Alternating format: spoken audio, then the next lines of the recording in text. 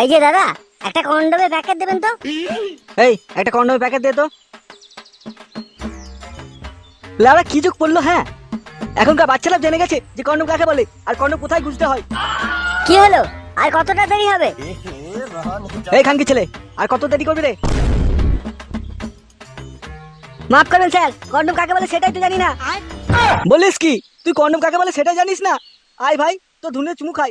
ভালোই হয়েছে এই সমস্ত খানকি ছেলেদের মতো তুই তৈরি হসনি। দাদা, আপনার বয়স কত? কত আর হবে, ওই 30-35 হবে। তো তাহলে ভালো করে শোন। কি তুই আমাকে তুই তো মানে করছিস? আগে শোন বাঞ্চত, আমার কথাটা ভালো করে শোন। আজ থেকে 30-35 বছর আগে যদি তোর বাপ এই কন্ডোমটা ইউজ করতো, তাহলে তোর মতো খানকির ছেলে বেরিয়ে আসতো না। শালা গুড মর্নিং বেটা। তবে রে সোরে বাচ্চা,